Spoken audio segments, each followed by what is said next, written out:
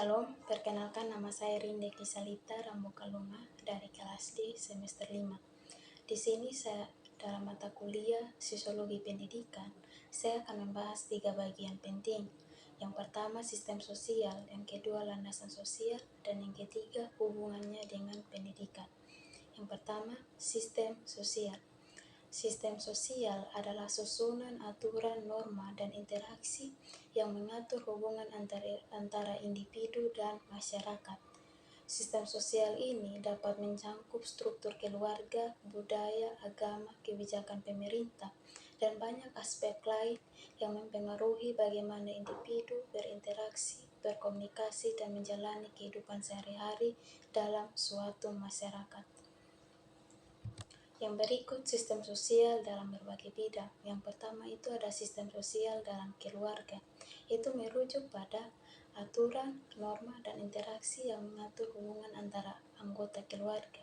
Ini mencakup peran, tanggung jawab, dan hubungan antara anggota keluarga yang satu dengan yang lain. Yang kedua, sistem sosial budaya. Ini merujuk pada susunan norma, aturan, nilai, dan praktik yang mengatur perilaku dan interaksi dalam suatu budaya atau masyarakat tertentu. Ini mencakup berbagai aspek budaya seperti agama, bahasa, dan etika. Yang berikut sistem sosial dalam bagian kebijakan pemerintah, yaitu merujuk pada sejauh mana pemerintah mempengaruhi norma, nilai, dan perilaku dalam masyarakat melalui kebijakan publik yang diadopsi dan diterapkan. Kebijakan pemerintah mempengaruhi berbagai aspek kehidupan sosial dalam masyarakat. Yang berikut sistem sosial agama, itu merujuk pada peran agama dalam mengatur norma, nilai, dan interaksi dalam masyarakat yang menganut sistem tertentu. Sistem sosial agama memiliki dampak yang signifikan pada kehidupan sehari-hari individu dan kelompok yang mengikuti agama tersebut. Berikut landasan sosial. Landasan sosial merujuk pada faktor-faktor dalam masyarakat yang mempengaruhi individu dan interaksi antara mereka. Ini mencakup nilai, norma, budaya, struktur sosial, dan berbagai elemen lain yang membentuk cara individu berperilaku dan berinteraksi dalam masyarakat. Landasan sosial memainkan peranan penting dalam membentuk identitas, nilai, dan perilaku individu dalam masyarakat. Faktor-faktor dalam landasan sosial. Yang pertama yaitu budaya. Dalam budaya itu mencakup tentang nilai, keyakinan, norma, dan praktik budaya yang dianut oleh masyarakat. Yang kedua yaitu struktur sosial. Dalam struktur sosial, cara masyarakat diorganisasi termasuk kelas sosial, kelompok etnis, dan hierarki sosial. Yang berikut ada ekonomi. Faktor seperti status ekonomi, pekerjaan, dan pendapatan yang mempengaruhi akses individu terhadap sumber daya. Yang berikut ada pendidikan. Tingkat pendidikan individu dan akses terhadap pendidikan mempengaruhi pemahaman dan kemampuan seseorang. Yang berikut agama. Keyakinan agama dan praktik agama yang mempengaruhi moral dan nilai-nilai individu. Yang berikut ada lingkungan geografis. Geografi dan iklim suatu wilayah dapat mempengaruhi cara orang hidup dan budaya yang berkembang di sana. Politik. Sistem politik dan pemerintahan suatu negara mempengaruhi hak dan kewajiban warganya. Berikut ada teknologi. Kemajuan teknologi dapat mempengaruhi cara individu berkomunikasi dan berinteraksi. Yang berikut ada media dan komunikasi. Dalam media massa dan teknologi, komunikasi mempengaruhi persepsi dan pemahaman individu tentang dunia. Berikut kelompok dan keluarga, di mana seseorang terlibat dalam pengaruh nilai, norma, dan identitas individu. Dan yang terakhir yaitu sejarah. Sejarah suatu masyarakat dan pengalaman masa lalu mempengaruhi identitas dan pandangan individu. Berikut hubungan sistem sosial dan pendidikan. Peran pendidikan memainkan peranan penting dalam membentuk nilai-nilai dan norma-norma dan budaya dalam suatu masyarakat. Melalui proses pendidikan, individu menerima pemahaman tentang norma-norma sosial, nilai-nilai, dan ekspektasi yang berlaku dalam masyarakat mereka. Yang kedua ada mobilitas sosial. Pendidikan dapat menjadi sarana mobilitas sosial. Pendidikan yang baik dapat membuka pintu kesempatan untuk individu meraih posisi sosial yang lebih tinggi dalam masyarakat. Ini dapat mempengaruhi struktur sosial dengan memungkinkan perubahan status sosial individu atau kelompok. Yang berikut, pendidikan sebagai alat sosial.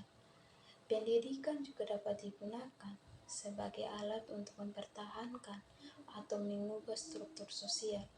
Pemerintah dan lembaga sosial seringkali menggunakan sistem pendidikan untuk mengendalikan atau mengarahkan perilaku sosial, mengajarkan nilai-nilai tertentu, atau mempromosikan perubahan sosial. Berikut hubungan landasan sosial dengan pendidikan. Berikut hubungan antara keduanya. Yang pertama, pendidikan sebagai penentu sosial. Pendidikan memainkan peran penting dalam menentukan status sosial seseorang. Orang dengan pendidikan lebih tinggi cenderung memiliki akses yang lebih tinggi bagi pekerjaan. Pendidikan lebih tinggi cenderung memiliki akses yang lebih baik ke pekerjaan, pendapatan yang lebih tinggi, dan posisi sosial yang lebih tinggi. Pengentasan kemiskinan. Pendidikan yang berkualitas dapat membantu mengurangi tingkat kemiskinan dalam masyarakat. Ketika lebih banyak individu memiliki akses ke pendidikan yang baik, berarti mereka memiliki peluang yang lebih baik untuk mencapai kehidupan yang lebih layak. Berikut integrasi sosial. Pendidikan adalah sarana di mana individu dan berbagai latar belakang sosial dapat berinteraksi dan belajar bersama. Ini membantu memahami perbedaan budaya dan mempromosikan integrasi sosial.